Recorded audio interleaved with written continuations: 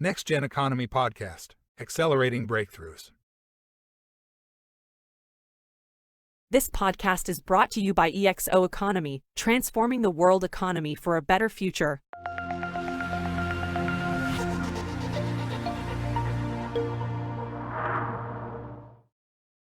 This podcast is brought to you by Futureville, imagining and building places worth living for.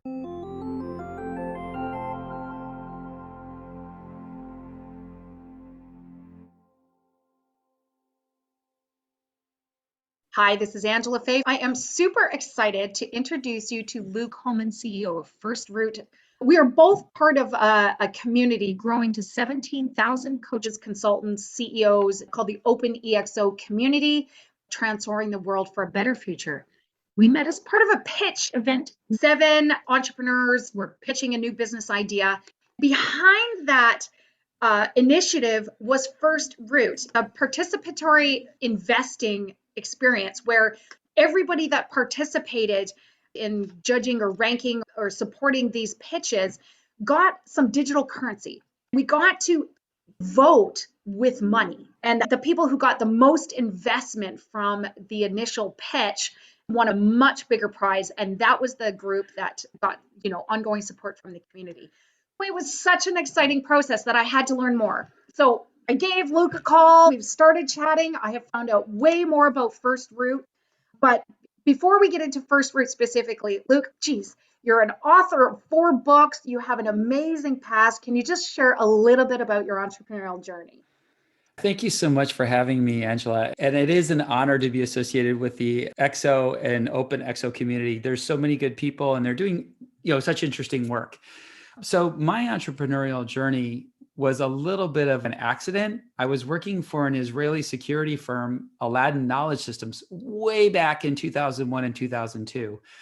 The first American Bush president decided to go to war, and my wife and I decided that maybe traveling as much as I had been in the Middle East was not the right choice for a growing family. I had 2 young kids and we wanted more. I decided that I needed to get a job, but it was still the bomb aftermath. So I couldn't get a job. There's no job. So I sent an email. I was super clever. I sent an email to 40 friends saying, hey, I'm looking for work. Who wants to hire me? And one of my friends, Glenn Spangenberg, emailed me right back and said, hey, we're doing some work here at Qualcomm that could use your help. Come on down. And I said, okay. And Glenn and I had worked at a much bigger company, Electronic Data Systems, Ross Perot's old company. And one thing led to another. I ended up flying down. Qualcomm became my first client. I started a consulting firm, ended up working there for 5 years. The consulting firm grew and it was really satisfying. But after a while, I had written my 3rd book during that time frame about innovation games, which are a set of techniques that you use to gain better customer insights. So it's like market research done through games, and it's amazing. And it creates these amazing breakthroughs because surveys don't really get at what people's thinking, what they're really thinking, but gameplay does, because it's hard to imagine yourself being a different person when you're playing a game. So anyway, one thing led to another, and I realized that I wanted to put this online. So I started a company to put the in-person techniques of innovation games, which was in my book, into an online format. So again, cleverly, I called it the Innovation Games Company. Love it. But then I started to do more than just innovation games and created more techniques. And so we rebranded that Contenio, and Contenio became a global leader in participatory budgeting solutions for large enterprises, people who had to manage investment portfolios and product portfolios with distributed teams, with large budgets, complex negotiations among all A-list people, all leaders who are very strong-willed. And we ended up over a decade helping clients like BMW and Salesforce and eBay and Aegon and all sorts of companies around the world make decisions on more than $3 billion in investment portfolios. Wow. I started to see the power of what happens when you include people in these participatory techniques. So I started doing it in the public sector for cities, notably San Jose, California. I met a wonderful woman on a plane ride, coalesce, and she started talking about the prioritization problems of the city budget. And I thought to myself, I solve this kind of prioritization budget problem for big companies all the time. And I just out of the blue blurted, I'll do it for the city of San Jose and I'll do it for free. Oops, So, pause. and then, so I did. And that became a nonprofit, Every Voice Engaged Foundation, where we were taking the same techniques that we were using in business, putting them in the public sector and seeing this amazing success. Now, what I learned was the technique had actually been simultaneously invented a few years earlier in Porto Alegre, Brazil, under the name of participatory budgeting. So you started to see this convergence of, hey, wait a minute, we want to have people doing collaborative work. The big distinction is I'm a Silicon Valley tech entrepreneur. So what most people were doing in person, we were doing online to enable scale and to promote engagement by getting more people involved. And I started to do it with kids in schools. And it was this radical breakthrough. The idea that we can teach kids financial literacy and we can teach kids civic engagement through a simple technique. We give them money to invest in their school and we support them through the process. This radical idea of we teach kids how to manage money by giving them money to manage. It sounds radical, it sounds breakthrough, but it also sounds like incredible common sense to me. And so let's just talk a little bit about that. I know one of your massively transformative purposes with First Root is creating the next generation of impact investors. Why is that so important today, now more than ever? Yeah, and I want to point out that even though I'm part of the EXO community, I also believe that people need the advice and perspective of other people because we get so, wrapped up in our own, like what's right in front of us. So that massive transformational purpose was actually helped to be created by one of the EXO coaches, Curtis Mickelson. So I would give people one entrepreneurial advice that I give for everyone is that there's the Silicon Valley myth of the lone entrepreneur. That is just so far from the reality of successful entrepreneurs are partly masters at getting help. Yes. We're good at asking for help. Okay, so now back to the massive transformational purpose of creating the next generation of impact investor. If you think about what an impact investor is, it's someone who is using their capital to create more than just a financial return. Yes. If you imagine your investments on two axes, one axis is financial return, and the other one is social benefit. You could say pure finance in the Wall Street model is just a financial return. We don't really worry too much about what we're doing to the environment. We don't worry too much about what we're doing to wages and other people. And, if they lose their house, that doesn't matter. I've got my boat in the Hamptons. Right. So those people are just after one axis. If you look at the other axis, you see this wonderful philanthropy, but it may not be sustainable because if you can give money to someone, but if there's not a sustainable economic model, it's not going to be achieving the goal you want. So an impact investor tries to create both a positive financial return and a positive social impact. The way we look at that is to be an impact investor, you have to have the means and the mindset. You have to have enough money to make an investment, and you have to have the mindset that your investment can do more than create a financial return. Love it. So how do we create that in kids? How do we create the next generation? Again, we go back to participatory budgeting in schools. The first thing we do is by giving the schools and the kids money, we've given them the means. Now we have to work on the mindset. Yes. The mindset is the process of participatory budgeting. The kids are in the lead at every stage, and there's 5 distinct stages. The first stage is planning. You go to the students and you say, what's the theme? Is it about school safety? Is it about school spirit? Is it about preparing for life after high school or after secondary school?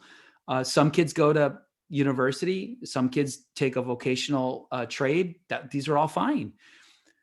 The next is who should be involved. Is it the whole school, or is it, say, the seniors? What is the role of inclusion? Should parents be included? Should teachers be included? Once we know the theme and the budget, the kids go into ideation. What are possible proposals that could improve the school according to the theme? Then they refine those proposals and they assess them. Can we afford it? Who is impacted? How are they impacted? Is this an operating expense or a capital expense? And now, Angela, what you're starting to see is this notion of integrating civics in the beginning of planning. Who should be involved? And finances, how much budget do we have? With now we're talking about civics and finance again in refinement. Who is benefiting? How much does it cost? Then the best ideas are put into a ballot, the kids vote, and the proposals that are selected by the kids are implemented. Now, we do as much as we can to get the kids to implement the proposals. Sometimes you have to have teachers and the school administration involved, but you really want to try and keep the emphasis on empowerment and engagement with the kids.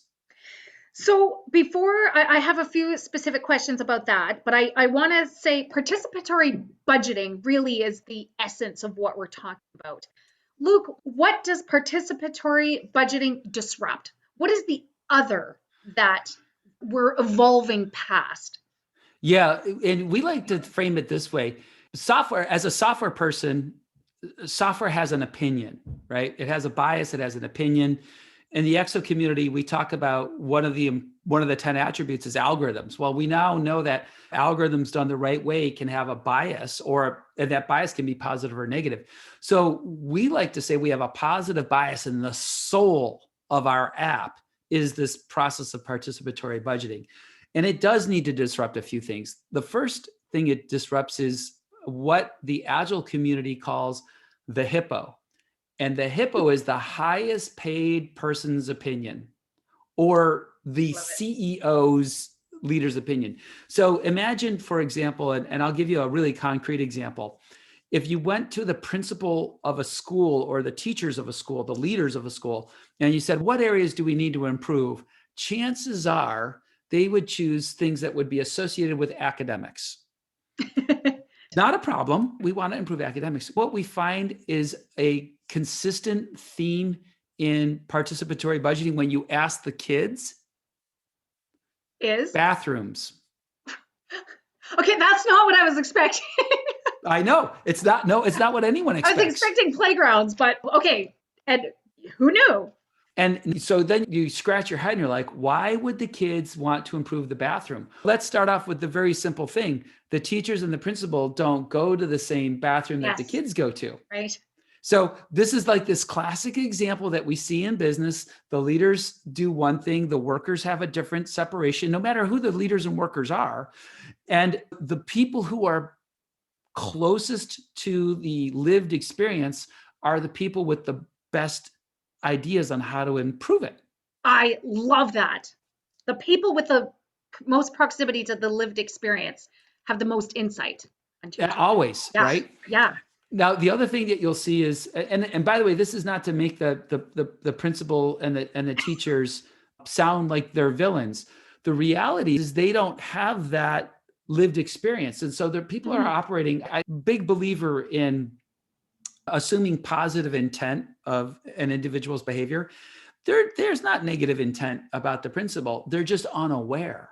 Yes. And when you're unaware, you can't make the same decisions. Now, the other kinds of things that you see the kids do is they make incredible infrastructure investments. You routinely see them making infrastructure investments to the point that I recently published a blog post that kind of did a meta-analysis of participatory budgeting case studies from around the world. And you consistently see, no matter where you go in the world, that the kids are creating these, in a sense, capital investments or these infrastructure improvements within their schools. The other thing that we're disrupting is, and I'm going to put this a little bit more into a spin on the business community, and then I'll come back.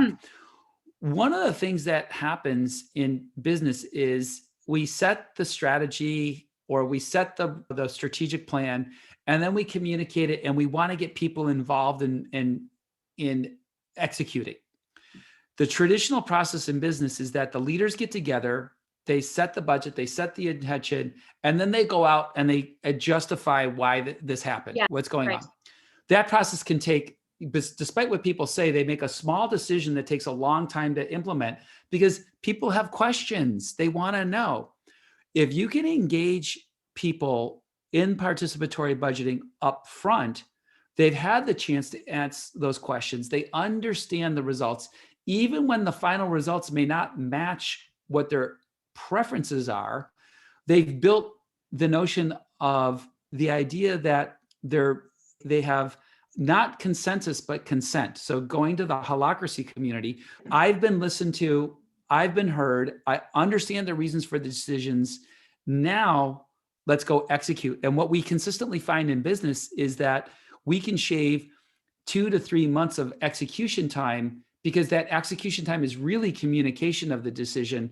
Whereas in participatory budgeting, Right. because you've engaged so many people in that process, they are actually ready to execute.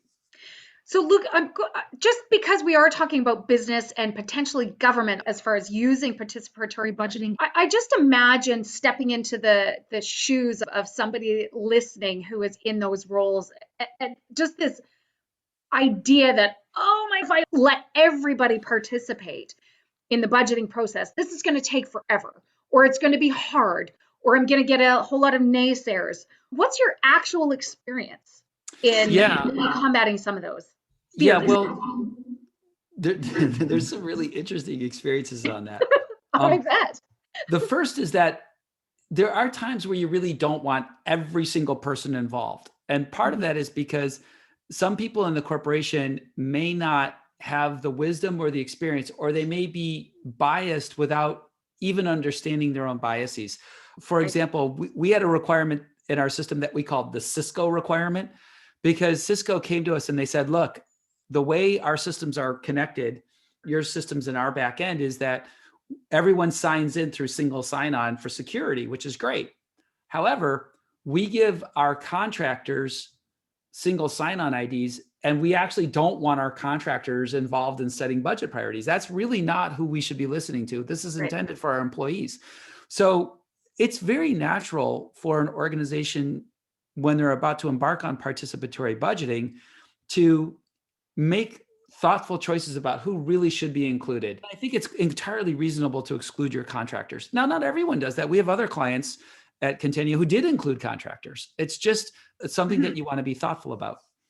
The second thing is, we did a project for a company called bwin Party, which is a gaming company in Europe. So they do sports betting, they do poker, and they do casino games online. Pretty big company, more than €1 billion in revenue.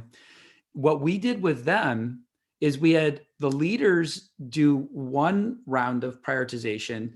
The managers and directors do the same content, but they weren't mingled. So we could look at the results. Okay. So here's what the results were. And this is very common in other organizations. The top items were strongly supported by both organizations. However, there was one item that there was a strong discrepancy. The leaders wanted to do it. The rest of the second level leaders didn't. And when we looked at the data, we found that there was a different item that all of the rest of the leaders wanted to do, and none of the senior leaders wanted to do. And so we brought those two items to their attention. And we said, look, this is the reasons why the leaders didn't vote for this and did vote for this. And when that information was presented, the leaders at the company said, we were unaware of that. We didn't see that. Interesting. No. So we agree with our extended leadership team. We're going to not support what we had thought. And this is about the sharing of information. Yeah. And by the way, it goes both ways. I'll give you another example. We did a project for VeriSign, the security company, where we did the exact same structure. Leaders, rest of the leadership team. Yeah. And there was a project that they really wanted to support, and no one else over here even did anything with it. Like, it was completely dead. And I went, and the head of the organization, Sally Peterson, she says to me, Luke, this is really important. What do we do? And I said, Sally, leaders need to lead. And if there are reasons why this is important, then we need to explain why you're still going to choose this forward, even though no one chose it. So we put together an education plan because we knew exactly the project that was at issue. We communicated to the organization, and then we asked the organization, what do you think? And to a person, they said, had you told us what Right. that was, Right. of course we would have supported it. That's a great idea. And so the leaders were now realizing that they had been talking amongst themselves so much that they forgot the communication plan to the rest of the organization. And again, this is all people. This is 350 people in 5 locations around the world. So you can see how the leadership team may not have had a good communication plan, but that's not an excuse for not having a good communication plan. And it sounds to me, I'm seeing an awful lot of threads merging here where participatory budgeting really is a communications tool, right? It is. It's an opinion tool. I'll give you an example here from our philanthropic work. So we're in the city of San Jose, and at the table, there's 6 residents. And so what we do to make sure that we have conversations is we don't take 100 people and put them in a single room. We take 100 people and we organize them into multiple small groups. Each small group produces a result, and then we aggregate and analyze the results. So at this table, there's the city budget, and I'm just going to pick round numbers to make the math easy. Yeah. So imagine there's $80 million and there's 8 people at the table. Each person at the table gets $8 million. That's an equal share of the budget. And they start investing in city services to give their priorities and investments. Well, at the table is this 16-year-old girl who's very reserved and a little shy. And at the end, the facilitator says, I see that you have quite a lot of money left in your hand. Where do you want to spend it? And she says rather quietly, the thing that's important to me, I don't have enough money to fund. And all the adults at the table are choosing like parks and beautification. But what I need and what I want, I don't have enough money. And the facilitator says, well, what's important to you? And she says, I live in a pretty rough part of the city, and there's a lot of gang violence. And if I wear the wrong colors just walking to school, I could get beat up. So I want to fund the anti-gang effort and the anti-graffiti effort, but I don't have that money. And then you could see these much more affluent people at the table. 3 moms start crying. They're Absolutely. like, they change the priorities. And my higher level point is, when you are making a spending decision, your opinion and technical advice is what you're seeking. Example, my wife and I are both runners. If I go out and buy a new pair of running shoes, she's not really going to care because it's a small purchase relative to the household. Yes. It's a frequent purchase, Yes. right? About every 3 to 4 months, I'm going to buy a new pair of running shoes.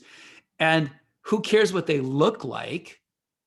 The opinion is the technical opinion of the person at the running shoe store who might say, hey, there's this new model. It might be better for your foot. That's a technical opinion. Now I have 4 kids. I have a minivan. Now I know why you really use runners. Yes, I have a minivan that looks like it has had 4 kids. And my wife and I have had that talk. You get that talk from your mechanic who's really, this is the last repair. You can't. And so we've started budgeting for a new minivan. Now, how do you feel my wife would react if I drove home in a new minivan? Right. Think she'd be happy? No, because that's probably, like you said, it's a bigger investment. She's going to have to deal with the consequences of the features and benefits every day. So are the kids, right? So does her opinion matter in that purchase? Of course. And my kids, now that they're older, right? Now, a 2-year-old, they don't get an opinion, but I've got a 15-year-old, a 17-year-old, an 18-year-old, a 20-year-old. Do their opinions matter to me? Of Yes. course they do. Now, do they get the deciding vote? No. Unless they become the young person that presents an idea that you haven't thought of yet. They may end up with the deciding vote, Right. but They maybe may not to start out. That's right. And that's the point of participatory budgeting, right? Is this notion that when you're making an investment, the opinions of other Yes. people actually do matter. Matter. You Yes. wouldn't buy a vacation home in Canada on Lake Superior, which is, of course, one of my favorite spots. You wouldn't buy a vacation home without talking to your investment advisor, Yes. right? Is this tax? I don't know the tax laws in Canada, but is this tax deductible? And what's the impact on my mortgage or my financial advisor? Can I afford this? How's my income? Is this something I could do? That's the kind of thing where investments, we want to talk to other people, and we've got to stop promoting this individualistic notion that I get to do what I want without regard to what other people think. Really, not so much. And there's a couple of things I want to go back to in the schools and talking about first route. So I think I have a pretty good sense of what participatory budgeting is and how first route works. We talk about, giving everybody a little piece of the pie once we know what the goal is, and once we know who needs to contribute. First Route's plan is to put 1 billion into schools. Yes. So how are we going to do that? So you have a massive transformational purpose. And then, like many entrepreneurs, I draw ideas from different places. One of those is the EXO provides a blueprint for how to scale a company. But there are other really good ideas, like the big, hairy, audacious goal of Jim Collins. So our BHAG is to get $1,000 or more into 1 million schools globally and watch what happens when kids have $1 billion in capital at their disposal. Wow. Now, what could you do with that? Let's scale it back. If I give, and the way I build this up is if I go to a classroom of, say, 25 kids and I give them each $10, they have $250 and they can make their classroom better and they can go and learn the process. If I go to a roughly average sized school in America, which is about 500 kids, and I give them just a couple of bucks, right? Now I might have $1,000 for that school to engage in participatory budgeting. Now, if I take that same number and I go to 3,000 schools in California, I've now got $3 million. What could kids do with $3 million? Could they do a political action committee to make even bigger change happen? And could we teach them these techniques? So the goal is, by creating cross collaborative opportunities with real money, we can start to create more equitable outcomes for all students everywhere. If we were to engage and we're going to create the next generation of Canadian or American or global impact investors, how can I, as a parent or a teacher or an education leader, start this process with you, Luke? Well, let's actually leverage some of our EXO thinking. So for those listeners who aren't aware of exponential technologies, we can rope in a few of those concepts. One of the important elements of the EXO community is to have staff on demand, which really means you don't have to have everyone be an employee to accomplish a big goal, or at least that's my interpretation of it. So where does staff on demand come in? I'm not hiring every teacher. I'm creating a software platform that teachers and parents and administrators can use. The second aspect of the EXO that I want to leverage is community and crowd. Who is the community? By definition, the school is a pre-built community. It's a pre-trained unit that we can work with. Now I start to have engagement. I'm going to skip a little bit on the EXO world. There is nothing more engaging to a kid or a person to say, we trust that you will make a good decision with this money, and you have to work with others to do it. That's incredibly liberating. It's incredibly powerful for those people. And I'm going to switch to, the EXO community knows that there's two sides to EXO. There's something called scale and ideas. So now I'm going to switch to the experimentation side.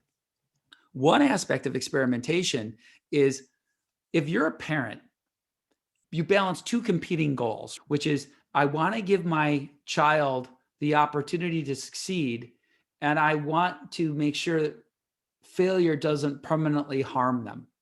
Right. So I want them to learn how to drive, but I don't give them a Ferrari on their first car. Darn it. Darn it. So what we notice in participatory budgeting is the amount of money that you give to the kids doesn't have to be massive, because if it's massive, parents worry about failure. So if I were to walk up to a school in Canada and say, hey, here's $1 million to the kids, the parents would freak out. They'd be like, oh, we got to watch what the kids do. But if I walk up to that same school and I said, here's $1,000, they're going to go, yeah, okay, kids will learn something. And they might make a mistake. But $1,000 is in the realm of most people's band of acceptable level of mistake if the kids were to make a mistake. Absolutely. And that's how you can get this involved across the schools. And it just is one school at a time. So we're going to try and find one school that's going to adopt First Fruit. And I'd love it to. I have total vested interest, of course. My kids are 12 and 14. So if I can engage a greater community to help them become the next generation of impact investors, I'm all for it. And I want to add one more thing about this, Yeah. right? We designed First Fruit extensively to match how kids work today. So the interfaces have a lot of like design elements. It's not an exact match of social media, because a lot of social media is very detrimental to the health of our children. But some of the design aspects are very useful. So for example, when you're creating your proposal, it looks a little bit like Instagram, and you can create a photo. And so the kids have, and we've done a lot of usability testing, and the kids are like, oh, I like this. Oh, I can invite my friends. There's a simple invite code. You just put it in, you're invited. There's a lot of social and safety controls that work the way kids are using software platforms now. Because the other element that's our secret, like how can First Root win? It's because most educational technology, ed tech, is garbage. It's awful. When you see what our kids are being forced to use in terms of their homework assignments and their tracking and their grading and their, homework, it's just awful. And it's funny, just by creating beautiful software, we've already had kids say, I like using it. Yeah, absolutely. I like this. One of the exciting things, and I didn't know before we dug a little deeper today, that you've already actually launched and had lots of experience in participatory budgeting in schools, in families, in private and public sector. But as I experienced the technology myself, dug deeper into what First Fruit was doing in schools, I was excited in what I consider it to be exponential, I'll call it transformation and economic development. I use the example of BIAs, business improvement areas, and I work with property owners and proximate property owners in future-proofing their business model, their mindset as well. Can you share a BII application? I've been doing participatory budgeting in cities, notably San Jose, for almost a decade. And here's what we have found. That pool of money, actually, you can mentally break it up in two big buckets. Some of that money could go for true infrastructure, pipes, plumbing. What you'll find is that the residents of a city or a community or a building, when it's a super technical infrastructure decision, they actually want the leaders to do their job. Take out the lead pipes. Yes. Give me something that's safe. I don't know what the standards are for, you don't live where I live in California, but in California, we have a perpetual drought, we have earthquakes, we have fires. So I'm expecting that if I were to update my landscaping, that the person who helps me in that process is technically competent to help me select drought resistant plants, because I don't know plants. I'm a software dude. However, when I'm also looking at those plants, I want to have a voice in, of these 3 plants that meet the technical goals, which one do you think is the one that you find appealing? And it's this balance of some of those funds should be the responsibility of technical leadership because they're very technical decisions. Mhm. But the problem is, as you point out, the old model is every decision went to the hippos. And the hippos should be the people who say, okay, this is a technical decision. Even I will listen to the expert's advice, Right. something that we desperately needed in America. And now we're starting to get it again, as opposed to I'm just going to ignore science, or I'm just going to ignore facts, or I'm just going to ignore data.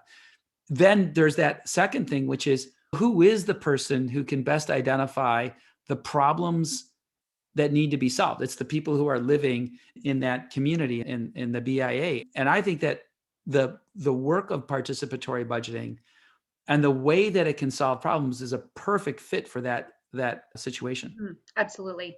And I think that's why I was excited to talk to you, Luke. This is where the global audience comes into play. I wanted to introduce the idea that not just First Root, but there are probably other technologies and companies that are focused on participatory budgeting as a concept should be adopted regardless of whether you're public, private, your schools, because really whether it's the next generation, meaning the kids younger than us, or just the next generation of thinkers, need to make sure that they are operating in impact investing and leveraging community, crowd, untapped assets. And I think that corporations are starting to realize, how do I get a multiple out of the corporate social responsibility that I might be doing? So for example, here in California, and it's not surprising, right? Salesforce is located in San Francisco, but we had one Salesforce executive make a contribution to a high school, and Salesforce matched it because they have a corporate social responsibility team that will match educational investments. So there are many companies that actually have corporate social responsibility programs that are associated with education. And I don't know the Canadian structure as well as the American, but in America we have parent teacher associations, PTA. Yes, we do here too. Yep. And what we find is that a PTA is a fantastic source of funding, because what happens is it's the end of the school year and the PTA has a few $1,000s left. They don't know what to do with it. So they just go, oh, I'll give it to the teachers. If you're just going to go, oh, I'll give it to the teachers, why don't you just go, oh, why don't we give it to the kids? And for a couple of PTAs, they were like, what a great idea. We never thought of that. And again, there's no ill intent, positive intent. They just didn't think of it because they didn't have the technology that made it easy. And that's what we're after with First Root. We're after creating a gorgeous, super easy to use, log in, create your PB cycle, put it in the budget, invite the kids, let them go.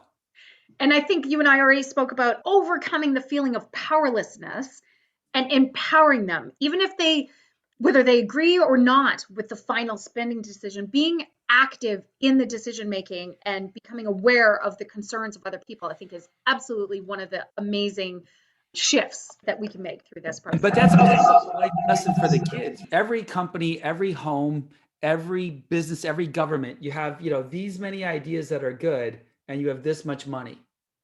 Yeah. And learning that you have, like you mentioned families. So let's build on that. Absolutely. I do participatory budgeting with my kids and my family. And the three areas where we do participatory budgeting in our family is in family vacations. My wife and I, as the leaders of the house, agree on the amount of budget that we have for the vacation. And then we might have a few ideas about where we want to go. But then the kids get involved because the kids need to know that even though I've got this much money in the budget, if we decide to travel, well, I'm going to take this much away for the travel. Then I need lodging. Then I need food. Right. And so you start to really teach kids the true basics of financial literacy of like, how do I make very important budgeting choices? The second area that we do participatory budgeting is in charitable donations. Some religious practices use a word tithing to talk about 10%, or what we do is we set up amount that we want to donate to charity, and then we get the kids involved in helping make that choice. And the last one is in home improvements. So every now and then when we're talking about, we want to make some home improvements, why not get the kids involved? I don't sleep in their bedrooms. Yes. I don't have that same experience that they do. The reason I'm bringing that up, Angela, is that we know one of our goals is part of creating the next generation of impact investors is to create that means, right? What we're doing is we are making our software free for families. So if you have a family and you want to do participatory budgeting, you can create an account, and that account will let you do participatory budgeting programs in these kinds of areas with your family. So you can start to experience, and the kids, our hope, and this is a hope, our hope is that for kids who are living in families who may not have as much financial literacy, they can say, look what I'm doing at school, and they can be the carriers of bringing that into their home environment. Amazing. Now, Luke, I just have to ask one pragmatic question. How do you get that first 1,000 in the account? What is it? Is it actual money? Is it digital? Yeah, it's actual money. Okay. It usually, so the two primary sources are the principal's discretionary budget. Every school has a leader, the principal. Our charter schools have a CEO, but that leader always has a small discretionary budget because you have to. You just have to have the ability to, like, your mad money or whatever. We have found that almost always there's a few $1,000s in the discretionary budget that principals can tap into. And then the second source is the PTA. And many times we'll see the principal and the PTA collaborate to create a slightly bigger amount. Okay. And again, we're talking about 100,000 or 500,000, or we're talking somewhere between $1,000 and $10,000. Perfect. I love the idea. And then so that's the schools transitioning to the idea of a BIA or a business. You could have spending in, say, marketing or media or economic development, where you had earmarked some money for a project. Putting it online means that you can get to way more people purely by, if you couldn't attend the meeting, then or people didn't think to invite you because you weren't on the list, but you have to get a list. Whereas when it's your peers saying you need to be part of this, and there's an online component, I just think you're going to broker a lot more constructive input through the process. Yeah, I have a fun story about this one in business. I was in a room at a major Silicon Valley company. I won't say who, but think billions and billions. And I'm with a leader, and this gentleman who is a leader is like the nicest person you'd ever meet. Like, you want to work for this guy. He's really kind. He cares about his people. And one of the things that we were talking about was the very tough budgeting process that we were about to start, because the company was facing a bit of a downturn and they needed to shave about 5 to 7% of the budget. Okay. And so it's going to be tough, right? I said, let's do this participatory budgeting, and we'll just do it in person. And I said, you've got distributed team, other parts of the world. How about we go online? And I said, I think you want to be careful at times about body language and inadvertent but coercive behavior. And he goes, he said, could body language affect the result? And the room snickers. So now I'm going to give you the rest of the story. And I said to this gentleman, I said, could you just stand up? So all 6'6", bald-headed, tattooed man stands up. And I said, so do you think your body language could inadvertently affect outcome? And he said, you mean, am I? And then the room starts laughing, and they're like, no, I love it. Okay, you're great, but not everyone knows you like we do. Right. Not everyone knows you the way that we do. And when you say something, we know what you mean, but people who are new to our group, people who don't work with you as frequently, people who are other parts of the world, so we actually did an online session, but like the session you did, we turned off the ability to have video, and we just focused on audio and other mechanisms, because we don't even want at times body language to inadvertently coerce other people into an outcome. And you actually slipped in something really important that I want to bring to our awareness. You talked earlier about the story of the young, quiet youth in a room full of maybe more hippo profiles, we talk about the big burly presence of a CEO who might influence, but you brought in very subtly there a distributed team. And in this day and age, when so many people are distributed, whether it's a local company who's distributed in their homes or a company with experts from around the world, this allows us to cut through culture, body language, those innuendos of not some cultures are very hierarchical based, and so they will always default to the leader above them, whereas others are more flat. Cuts through a lot of that in order to get that voice. Absolutely. You're totally correct. And when I teach advanced collaborative design and advanced collaboration techniques, we bring into this. I have a talk about how do you create culturally relevant collaboration patterns. Asian cultures for sure have a power distance that's very different than Western cultures. And you need to understand it. Sometimes, for example, in Asian cultures, you won't put the subordinates with the superiors precisely because of that kind of an influence. And you need to think about who's collaborating with whom and how do I get that insight and that best result. So there's a lot of richness there in this process. The one thing that I like about participatory budgeting is that the money is equal, and money is an incredibly powerful equalizer for making voices heard. In terms of some people, and even in our own democracy here in America, people will say things like, I don't feel like my vote counts. You put them in a session with participatory budgeting and they have the same amount of money as the rich people. Wow. Yeah. Then they have the same amount of impact. I love it. So one thing, normally I would ask things like, who are your influencers and what books are you reading? But I have to, I feel compelled to finish off on the fact that you've written 4 books. Luke, can you tell me what those 4 books are and what the topic is about? Sure. And I'll warn the readers on which one I think they should actually read. Okay, great. Absolutely. So my first book was called Journey of the Software Professional, and it was a rather dry academic exploration of organizational behavior and cognitive psychology of software development teams. Most people listening to this, you don't need that book. Okay, great. The next book 2, and it was very dry. It was at the time of my career where I was just getting out of the University of Michigan, and I thought I needed to be a real academic, and it's very dry, like the papers you read in graduate school. Just a book of them.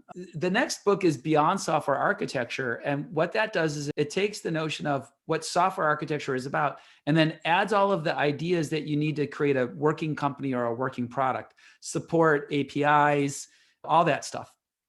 It's a pretty good book. And if you're a product manager for a tech company or a CTO, it's a perfect book for you. The next book is Innovation Games. And that book is about how to harness the creative talent of your customers and your employees through serious games. Now that book I'm very proud of it. It's short and sweet and very direct and super practical. If you're in the fields of market research, portfolio management, product management, it's a great book for those techniques. And then my last book, an ebook on portfolio prioritization for large companies. And you can see in that ebook a lot of the techniques that we're bringing into schools. I didn't mention this yet, Angela, but when we talk about financial literacy or we talk about civic engagement, we're talking about life skills, things that I need to live in a democracy in the modern world. A life skill requires 3 things: facts about the technical side of it. What is an interest rate, or what is the structure of the Canadian government? The second thing I need is the ability. I need the ability to read 2 candidates' platforms so I know which candidate I want to vote for. I need an ability to look at 2 investments and know which of those investments is capital expenditure versus operational expenditure. But the last thing, and if you look at our schools, we get facts, we get a little bit of ability, but the thing that's missing the most in our educational systems is disposition. Let's go to politics.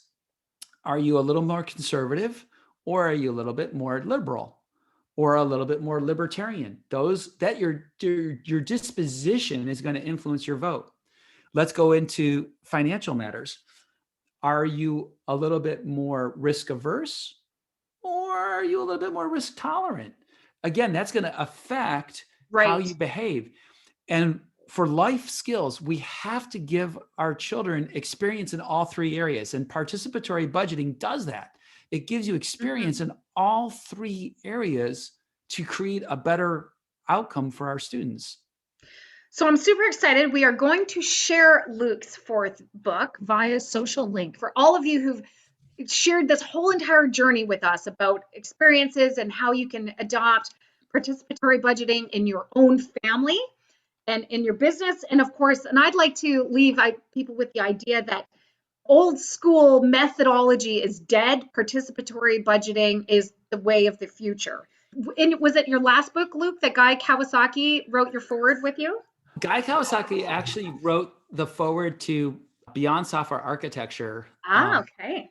And Joan Waltman, who was this amazing leader at Qualcomm, Joan wrote the foreword to Innovation Games. And so I've been blessed with having really amazing people be kind enough to share some of their wisdom and expertise and help me out with writing forwards. And I think that's a perfect thing to leave on. Luke, thank you for sharing your wisdom. I'm very honored to be here. Thank you so much. Luke, how can people get a hold of you post podcast? You can look me up on LinkedIn, Luke Homan. You can get me at First Root at luke.homan@firstroot.co. Awesome. Thanks for joining us today on Next Gen Podcast.